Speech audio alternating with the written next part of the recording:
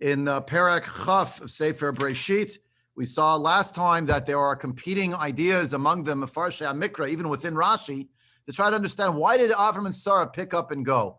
And we saw some of those last time. The two main ones that we saw in Rashi is alternatively the idea that the destruction of the cities in the environ of Sdom meant that fewer people were coming. And the whole raison d'etre of Avram Avinu Sarah Imenu was in fact to be Marbek Kvod Shemaim, to teach people about Hashem's existence, about morality that HaKadosh Baruch Hu expects not only of Jews, of which there were none, there's no Bnei Yisrael yet, but of humanity. The Sheva Mitzvah Bnei Noach, appreciation for morality in society, and here no one's coming for business. They got up and they moved to another location. Davar Acher, another option. Perhaps they were trying to get away from Lot. They saw that he had a very bad name on account of what had happened with him and his daughters, the end of Perek Yud Tet. And we talked last time about this methodological point, contrasting the first view of Rashi and the second view of Rashi. One of the people who was very interested in doing this and trying to identify why Rashi chose one way versus the other way, why there are, in other words, two interpretations. Why didn't you just say one or the other? So to recognize that Rashi is choosing from a whole array of options within the world of Medrash, each of which informs some aspect, answers some part of a question about what's going on at the level of Pshat. The person who was very interested in all of this was Nechama Leibowitz, Zechuta Tagein Aleinu. She was a great Torah exemplar of sagacity in the world of Torah, particularly Torah Shebichtav, and particularly to try to understand how to read a parak of Tanakh. So just to give credit where credit is due, that's some of my teachers were informed by her derech. She's not the only one who ever did it, but she is a more modern exemplar of someone who systematically tried to teach this as a derech halimud. There are other opinions, though, about why it might be that Avram and Sarah got up and left.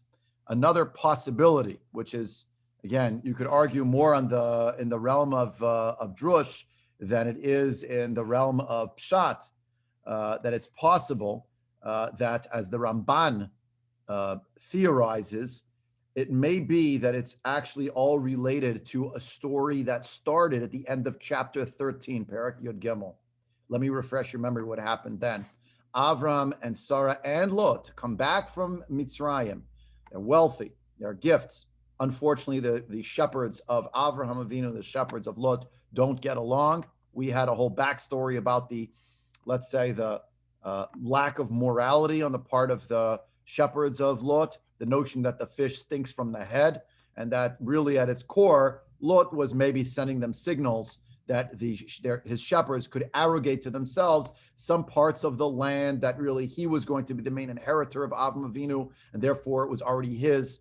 A, that was a mistaken assumption that he would be the inheritor. B, the timing wasn't correct because Avraham Avinu did not yet take possession of the land. He couldn't just say that so-and-so, Mr. Knani over here or Mrs. Chiti over there, he could take their land because he could seize it on account of the fact that it belongs to him. Who told you it's yours? Hashem told me. That's not correct. That would have been considered Gazel in the days of Avraham Avinu. As many of the Mefarshim point out, Ba'Kanaani, Az Ba'aretz, the Torah says the Canaanim are still living there. But right at the end of that section, which of course has the sad parting between Avraham Avinu and his nephew, which is sad because, as various commentators point out, and Rav Soloveitchik very beautifully wrote about this in several places, he was hoping his nephew was going to take over. He was hoping his nephew was going to follow in his footsteps. Here's his, not his biological child, his adopted child, for all intents and purposes, his brother's son. His brother was martyred as a result of believing in Hashem. Whether he had the purest of motives, Haran, and his choices, that's not for today. But the point is, he died, Al Kiddush Hashem, and now Avram and Sarah taking care of Lot. What happened is, of course, that they split. Where does Lot go? He goes to Sdom. What happens next is the end of Perek Yud Gimel. Hashem comes to Avraham Avinu and tells him the very famous sentence, which may be a mitzvah, which may be a reshut. That's what the Ramban says. He just says, I don't know 100%. Is it a mitzvah Avraham Avinu is getting, or is it a reshut? He's giving him permission. Kum hitalech ba'aretz la'arko l'rachba. Get up and walk the distance of the land to its length and breadth. But the next thing that happens is not that Avram Avinu gets up and moves the whole length and breadth of the land. Rather, he moves to the area of Elonei Mamre. That's when they move there. Now, the question is, were they moving there and setting down roots because it's some central location? Or were they there as the first stop on a journey throughout the land? A journey that was interrupted because the next thing after they moved to Elonei Mamre, the next story, chapter 14, Perek Yudal, the World War. Lot gets kidnapped, etc. The rescue of Sdom, all of the people. There's that Sdom story coming up, right? I forgot to mention. Already in Perek Yud Gimel, Sdom is a very bad place, the Torah says. Hashem considers it a bad place. I don't have to vote. You don't get an opinion. The Torah declared Hashem said it's a bad place. It says so. In the eyes of Hashem, what they did there was terrible. Where did Lot go? He moved there. Again, you can make all sorts of explanations. He went to be Mekare of the people. So, why is he going to Sdom? It's so bad there. Who's he going to improve if not the worst of the worst? Yeah. But in the end, he was mitkarev. He was himself perhaps drawn into some aspects of that society. So chapter 14, the war and the rescue of Sdom. Chapter 15, the brit bena between the covenant between the parts. Chapter 16, Sari Imenu instructing Avram Avinu to take Hagar, and they have a child. That's the Yishmael story. Chapter 17, the change of Avram Avinu's name, Sari Imenu's name to be changed as well. And the Brit Milah. Chapter 18, the visiting of Avram Avinu and Sari Imenu by the Malachim, two of whom are journeying down to Sdom, chapter 19, and now we're up to chapter 20. So it's possible. What's chapter 20? Phase 2 of what Hashem told him. He told him, get up to the length and the breadth of the land. So Avram Avinu says, all right, well, we're done with Sdom. It's finished. I did my time in Elonei Mamre. Next stop on the journey. And the idea of Avram Avinu in some way, a traveling caravan. I'm not saying Chalila circus, but a traveling caravan. I'm going place. The whole point is he's driving a mitzvah tank. Yeah, but he's got his mobile unit, and his point is not to set down roots in a place and build a home and hearth and an estate. The point is to get up and keep on moving and setting up shop in different places. It's possible. Again, not everyone agrees. We saw before that maybe it's the destruction somehow of this location means that there were no longer people arriving. One of the Mefarshim even points out the whole issue might actually be, trying to find out who it is on my page here, that it actually might be that they ran out of food. Oh yeah, it's the Ralbag, the Abarbanel. They say that when Sdom got destroyed, there was not enough food left. Now, I don't know why was the food coming from Sdom? I suppose it was so lush. They were exporting all sorts of foods up to the hilly area in Har Chevron, and there was no more food. Another idea that the Abarbanel puts in, which is an emotional idea. Avram Avinu could no longer bear to live with the eyesore of the sadness. Every time he got up in the morning, he looked out, so to speak, out the window, went to go daven. He's got to look out at this beautiful landscape of fire and brimstone. Right? It's a scar on planet Earth. He's sad. He's sad about the destruction that took place. He's sad about what happened to Lot, and therefore he moves away. What's interesting is sort of in both of those cases, either a physical need pushes him away, repels him, or an emotional need repels him. In either case, there's some idea about him moving away for something about what Sdom represents, not because he's losing customers, if you will, coming by the tent, and not because it's related to Lot particularly getting a bad name, but it's related somehow to a need that Avram Avinu and Sari Imenu have. Could be. Let me come up for air for a minute in case there are questions, comments. You can put it in the chat if you don't want to speak. If not, we'll move forward. Rabbi, the idea from chapter... Good morning, Shelley. Nice to hear your voice. Go ahead. Which commentary said that? The Abarbanel said it was the one to move all the time. That he's trying to move around all the time? No, the one from chapter 13 that he either had that it kept going.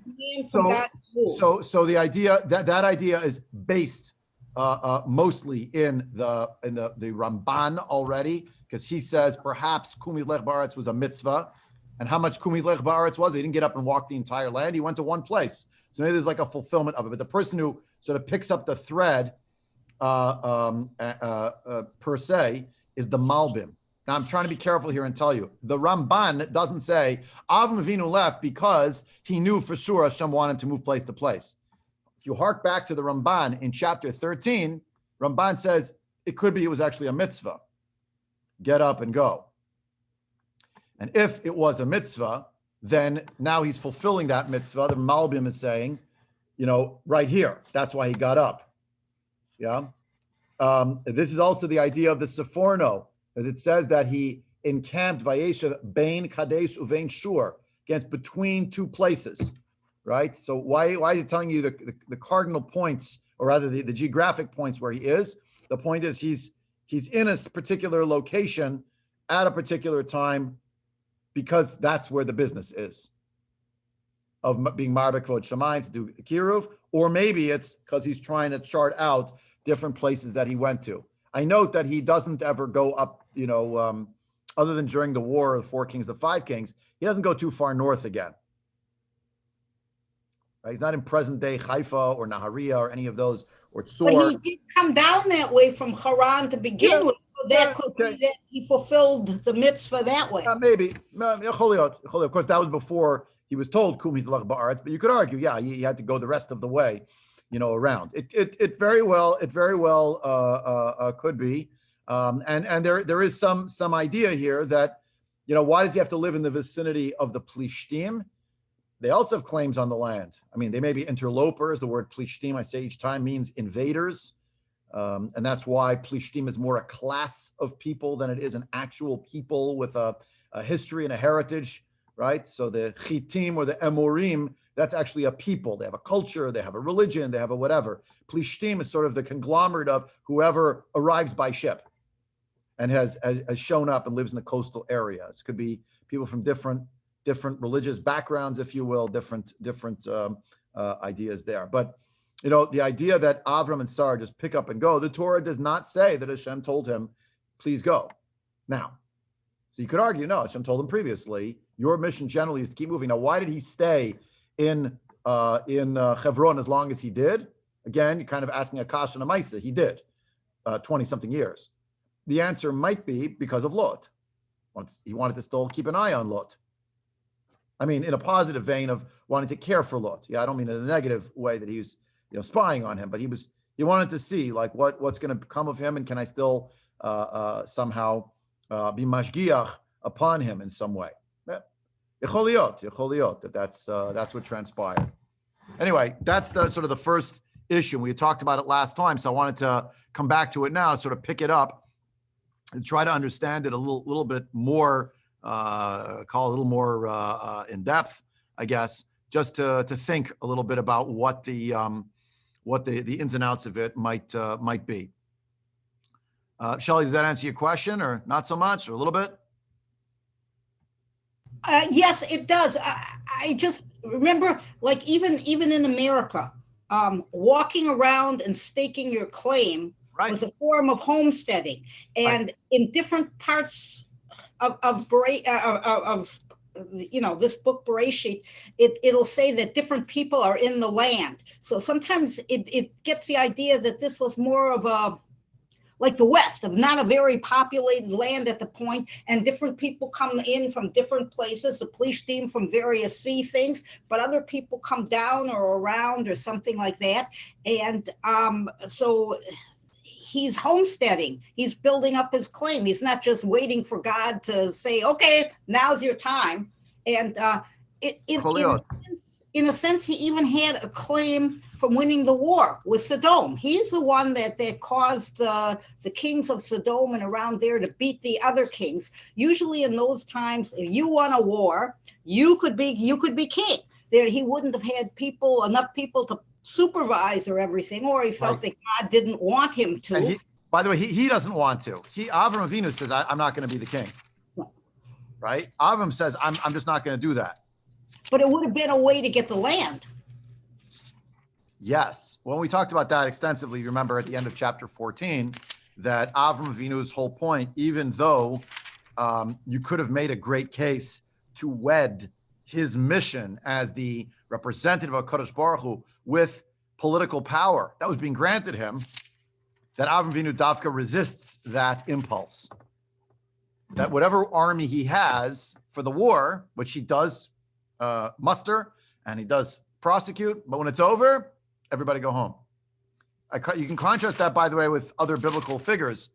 Consider Yosef Atzadik, right? The possibility that Yosef Atzadik was somehow enamored of the idea that if he could control Mitzrayim, the most sophisticated culture of antiquity, that was also sophisticated culture means not just politically, militarily, it also means culturally. They export values to others. They export technologies and values in terms of, strong cultures impacting the rest of the world. So Yosef Atzadik, he's a monotheist. He comes into this idolatrous culture. Maybe he can convince them. And maybe he could use some of the levers of power, pressing them into the service of Avodat Hashem. It doesn't work. It doesn't work. Avram Avinu, by the way, that's also the impulse on another front of what's going on with the Erev Rav. There's a machloket about what goes on with the Erev Rav, according to one of the Midrashim, that Hashem is telling Moshe, you should not take them. You want to take them? That's on you. And Moshe Rabbeinu is, but that's the whole point. Egyptians who want to come up, the Hasidim would say, we're mal and nitzotz, we're raising the sparks of kedusha, of holiness that are here. Let's take them with us, and then rage and ruin, according to many of the Mefarshim, as a result of the influence, if not the direct involvement of the this mixed multitude themselves. So it's dicey.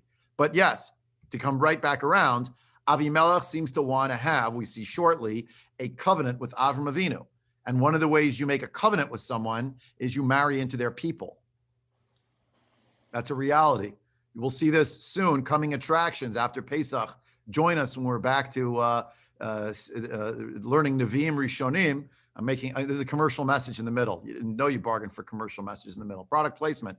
But Thursdays, 9:30, we learn Navi for over a decade now. We're back to Malachim Aleph. And as we will see, part of the issue for Shlomo HaMelech is going to be this discussion about the 1,000 wives that everyone talks about.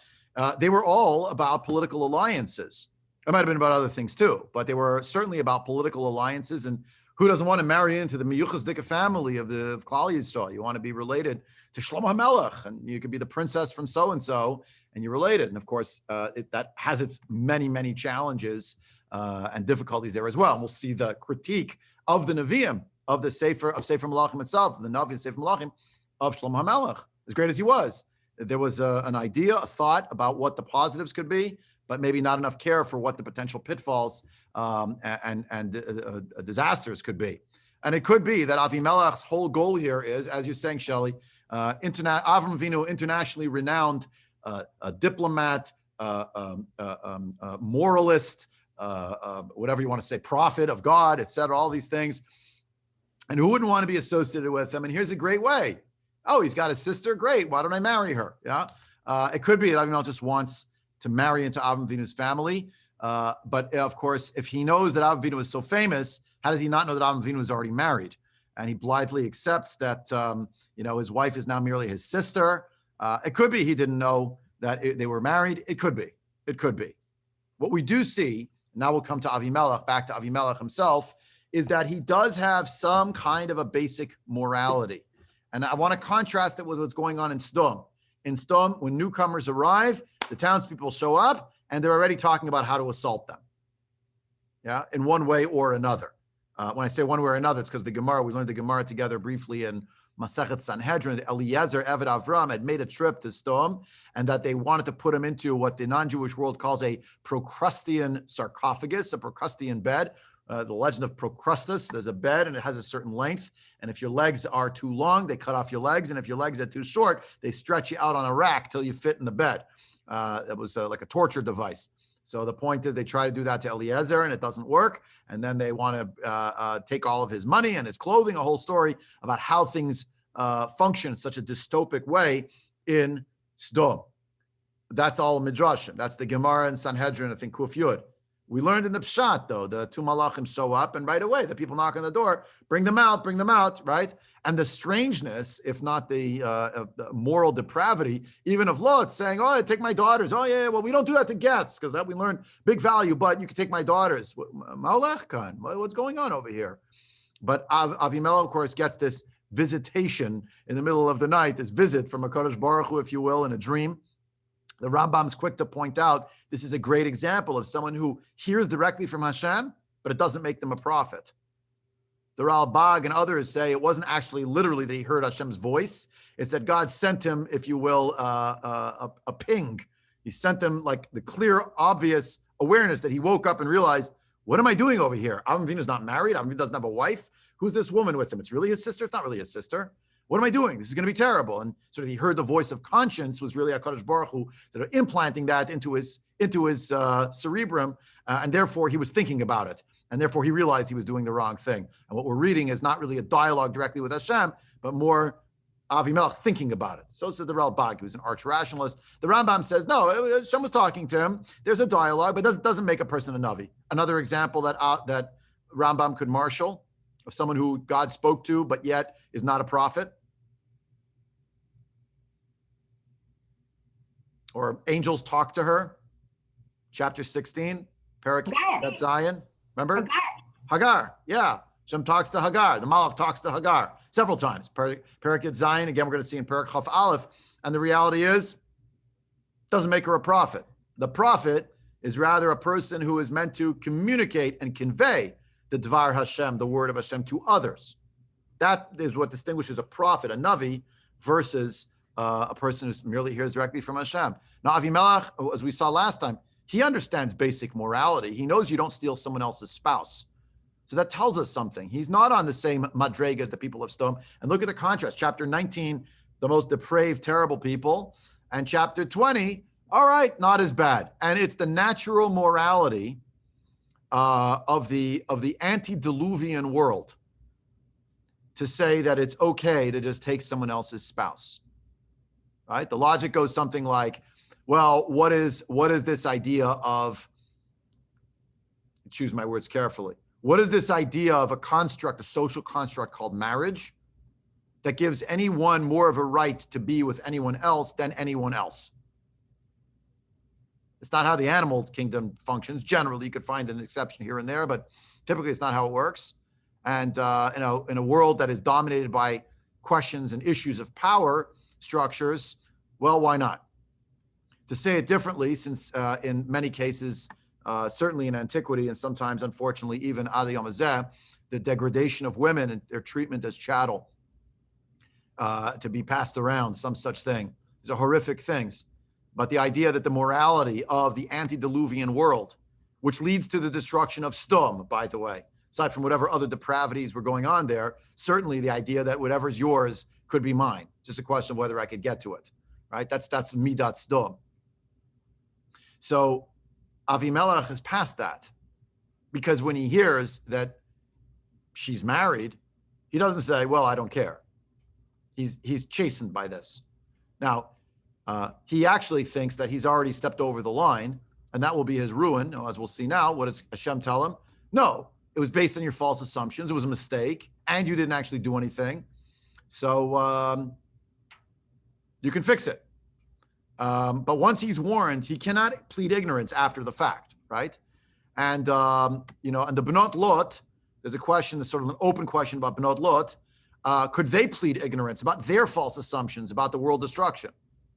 And my answer is a definite maybe. Meaning, what happens in chapter 19 at the end, which we are conditioned. I mentioned this book. I think, Karen, you're still reading it, right? Righteous Mind? Yeah. So I mentioned that book. An excellent, excellent book. Sometimes a disturbing book. Parental discretion advised, mature audiences only. But he's making some crucial points in that book. This fellow, Jonathan Haidt, professor at NYU. But, based on their false assumptions, the daughters of Lot did what they did. And they thought the world was destroyed.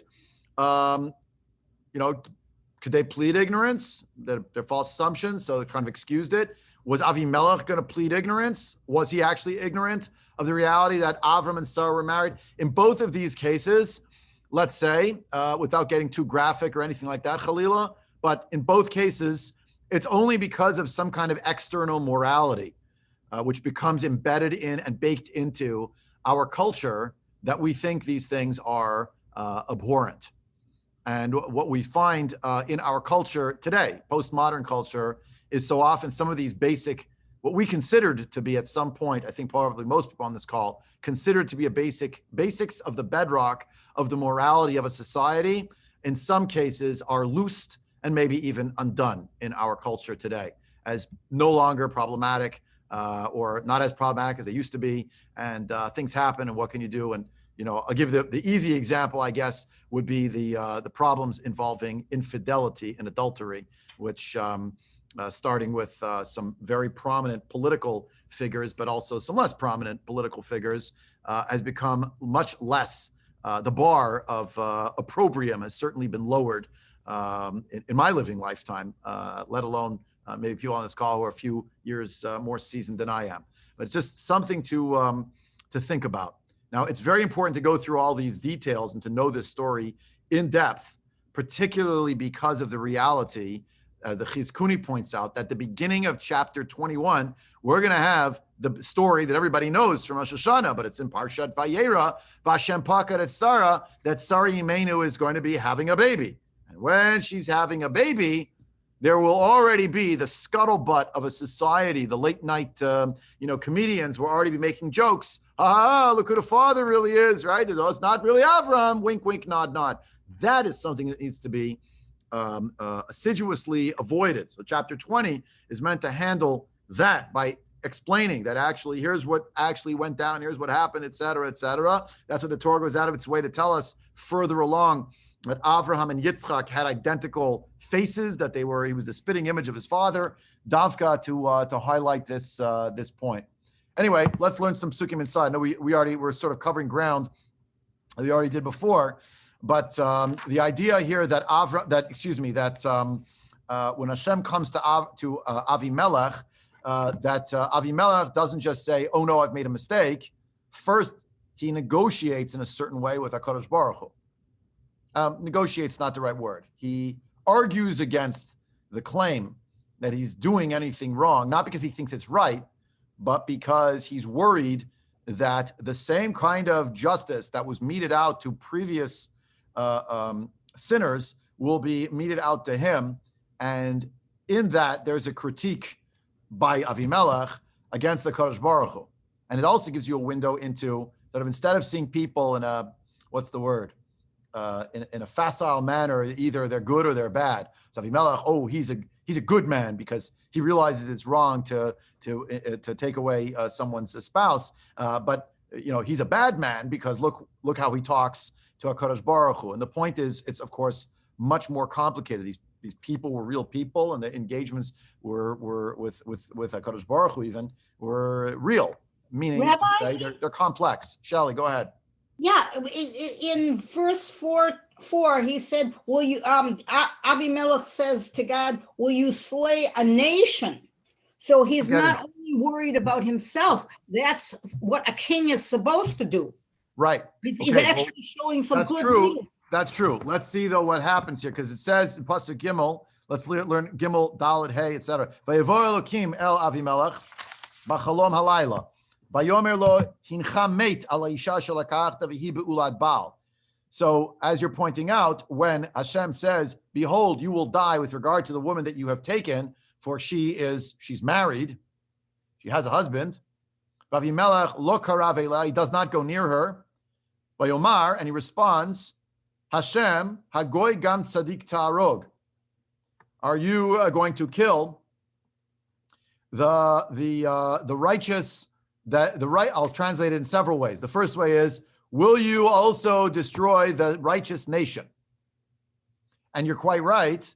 On the positive side, he sees himself as intrinsically related to, he's the head of state, and that what happens to him is really what's going to happen to his entire nation, his whole city, state, etc. Right? And that's positive.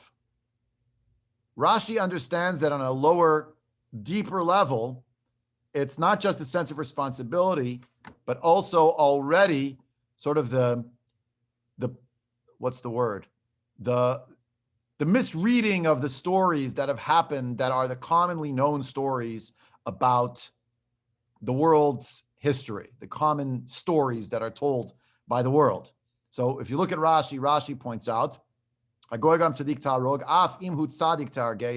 even if he is righteous, will you destroy him? Now, the he is not just me, the king, but according to Rashi, it is in fact the whole nation. Shema kach darkecha la'abed ha'umot chinam. Is this your way, God, that you destroy nations over nothing or for nothing? Now, just in that question, it's like, I have unfinished business with Hashem, so since we're talking, let me throw this in. And what is that? Rashi tells us, Kach asita l'dor hamabul v'dor hapalaga. So you did with the entire generation of the flood and the generation of the dispersion. Afani omer sharagtam al lo davar kishem shata omer lahargeni. So I hold that you killed them over nothing, just as you want to kill me. Now Rashi did not make this up. Rashi's quoting directly from Breisheet Rabbah. I mean, this is staggering. Here, God came to tell him, you better watch it. You better not go near Sarah. She's married, and you're about to have a terrible sin. And what does Avimelech say back? Are you going to kill me like you killed the other ones? Right? So, or rather, are you going to kill us over nothing like you killed those other ones?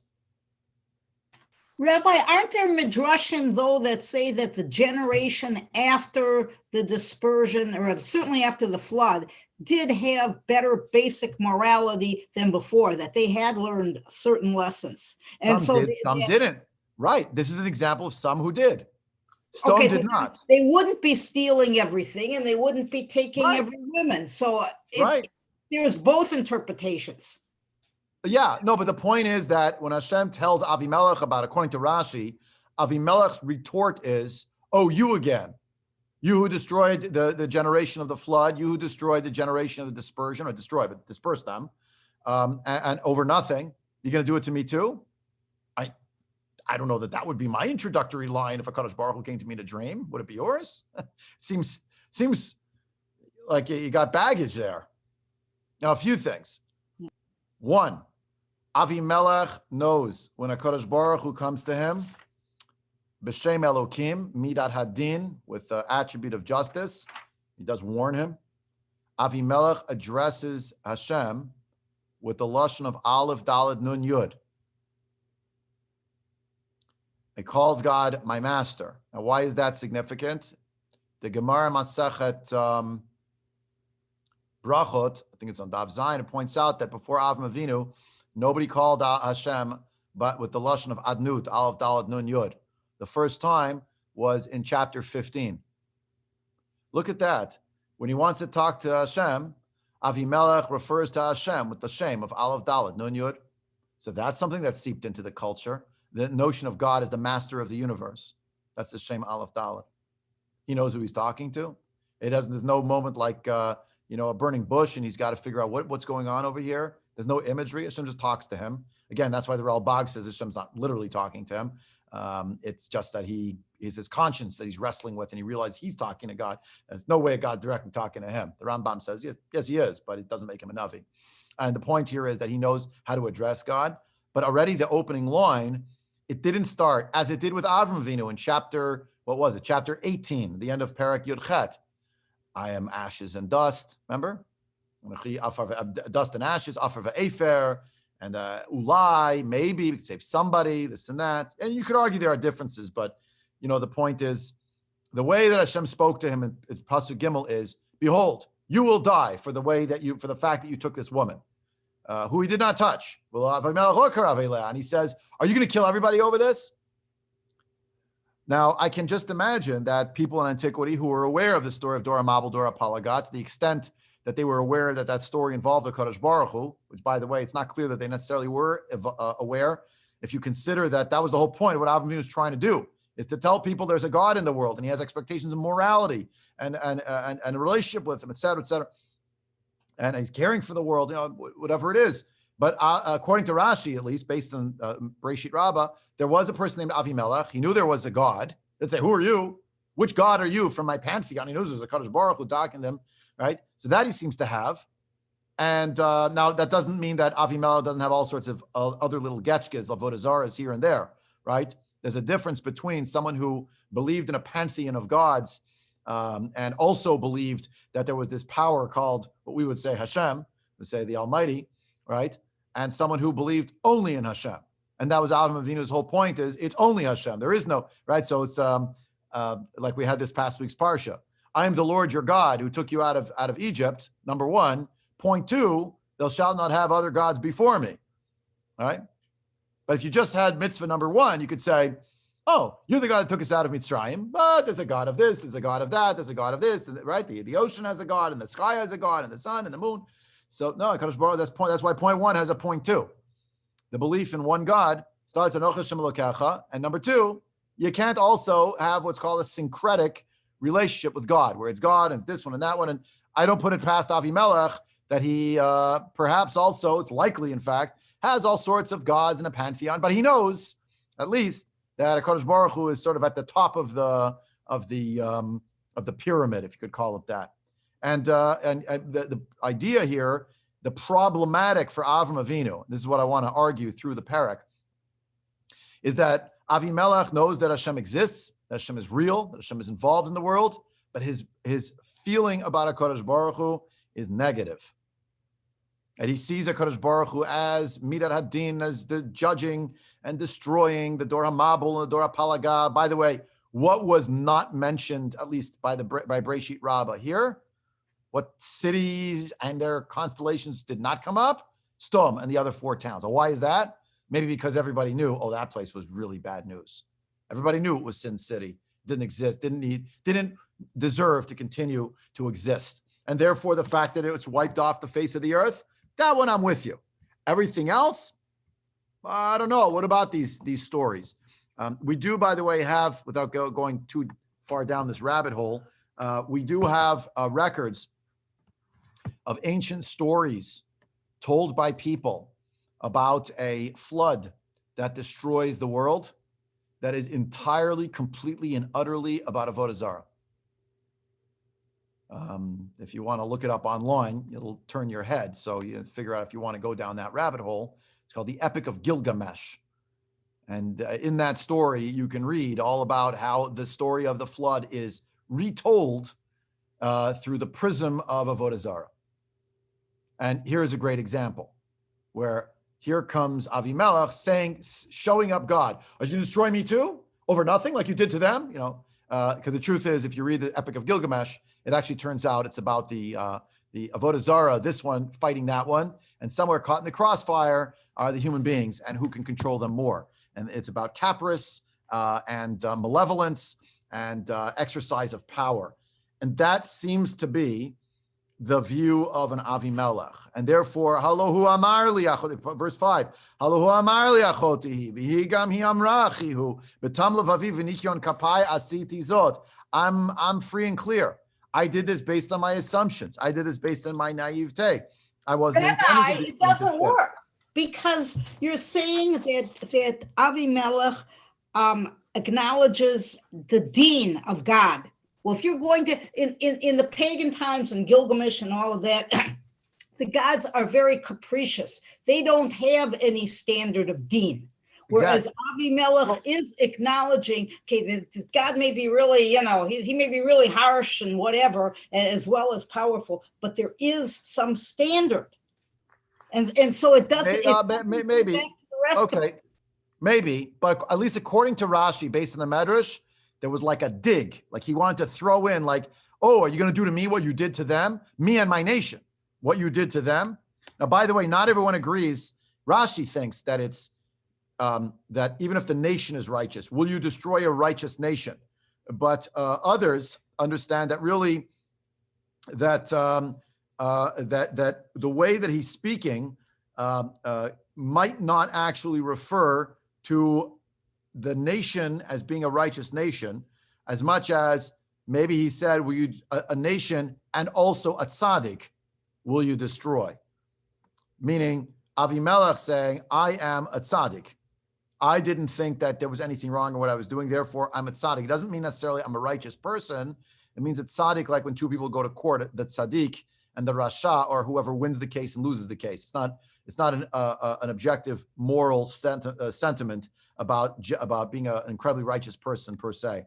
And the idea here is that maybe there was a concern that he, however, as the chief of the head of state, was going to cause, that's an anachronistic term, you understand, but the king, this chieftain, was going to cause the death of all the other people, and saying like, how could you draw them all in on what I'm doing wrong, but I'm really not doing, according to what I know, I'm not doing anything wrong. You're not, what you're saying, Shelley, correct. I mean, the gods of antiquity, small g, that's part of the Avodah Zarah, they're all about power and manipulation, these kinds of things.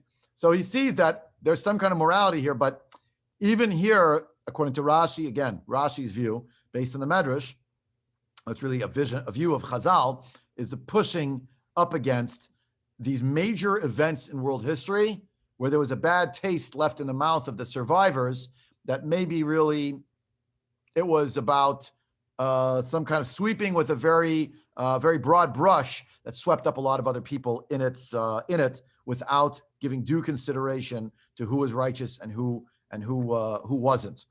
It could be. Now, there are those who even want to argue, by the way, that the word goy here is Avimelech, and that tzaddik here is Avraham Avinu. Meaning to say, I only took her because of what Avraham said. So Avraham set up the parameters for this sin, and therefore you'd have to kill me, but you'd also have to kill Avraham Avinu, the tzaddik. He's also guilty, which is possible. That's strange. Helen, please, good morning. Go ahead. Okay. He has the right to be slightly indignant. Lifnei iver lo sitein mirchel. And so Abraham's dubious position here has set him up. And so he has a certain right of being indignant about this. Yeah. And then the Gemara is we have the three ways a woman is niknes. And when did the story of Tabas come in? Right. That people Later. should know when a woman is married. So he thinks he's getting married here. Well, he should know that she has a Tabas son. Oh, that's and they don't have a Tabas. They don't have that. No, they don't have that back in the day. They don't have. There's no wedding rings over there. Right, but when did this idea in civilization come up? Oh, let's let the world know that this woman. Right. True. Well, generally married women dressed a bit differently. You're right. But you're right. By the way, what you're saying is along the lines of what the Malbim says here also, that the marriage for B'nai Noach, for the non-Jewish world, and for Jews even, before the advent of the Torah and any conventions of marriage, etc., was that when people lived together, it was assumed that they're married to each other. Oh, yeah. But when they separate from each other, so then they're not married to each other anymore. It sounds like there was like a divorce proceeding. So when Avram Avinu declared, this is what we said last time, when people I know, a lot of eyebrows were raised, right? That she's my sister. He was saying she's not my wife anymore, right? So, and it's not that he's upset. It just she's my sister now. It's a sibling relationship, a fraternal in the sense of camaraderie, more than it is a marriage. And therefore, Avimelech does what he does, right? Now, if you look at Pasuk Vav, we have to close, so we're out of time. But Vayomer Elav HaElokim, so God says back in Bachalom, Gam Anochi yadati b'tam levav chasita zot. I know that you did this sort of with a full heart, meaning with a whole sense of wholesomeness. You didn't know anything was wrong. And I have spared you, therefore, from sinning against me, says Hashem. That's why I have not permitted you to go near her. That's why I got in the middle. And I said, stop. And I said, if you're about to die, not that you are already guilty and you are going to be killed, but rather Hashem clarifies, again, b'midat hadin, I stopped you right now from doing the wrong thing. Ve'ata hashev eshet ha'ish ki navihu. Now watch this. And I'm ending with this. Ve'ata, and now, hashev eshet ha'ish, give back, return the wife of this man, ki navihu. You're not a navi? He's a navi. What does it mean he's a navi? He's the one who is conveying the Dvar Hashem to the world. Now, these are the key words. V'itpalel ba'adcha v'chyeh. He will daven for you, and you will live. V'im eincha meishiv da kimot tamut ata v'chol asher lach. You have to give her back, and if not, you should know that you will die, and everything, among your people will be killed. And then, vayashkem Avimelech baboker vayikra l'chol v'dav v'daber et kol advarim ha'ela be'ozneihem vayira anashim me'od. They're very afraid. They get the message. And then what happens as we keep reading, right? Avram Avinu, won't be able to read it inside today. We'll see that next time we learn. Avram Avinu davens for him. Hashem basically saying to Avimelech, listen, this person is so important. He's my plenipotentiary. Give her back immediately. He will daven for you because really I am benevolent. And really he can find, if you will, the midah, he can draw out the midah harachim, the attribute of mercy that will spare you and spare your nation and everyone within it. And I stopped you at the last minute before you did the wrong thing. And the point is, Avimelech's lesson is going to be that God is actually acting according to an attribute of justice, fairness, etc., right? To right the ship, to not do the wrong thing, to not go ahead with it, and also that there will be people who can appeal to HaKadosh Baruch Hu for rachamim, and that God is filled with rachamim. And this will explain for us next time. We'll pick it up next time, why it is that the Midrashim, all these descriptions about these strange things happening to the people of Gerar that needed to be cured and healed by the tefillah of Avram Avinu to HaKadosh Baruch Hu, the Rofei Cholei Ha'olam, not just Amo Yisrael, but the Rofei Cholim. And the idea that that is an attribute of mercy, of rachamim, and not of din. Anyway, we'll pick it up next time. We're out of time for today. But thanks, everyone, for joining. I look forward to seeing you soon.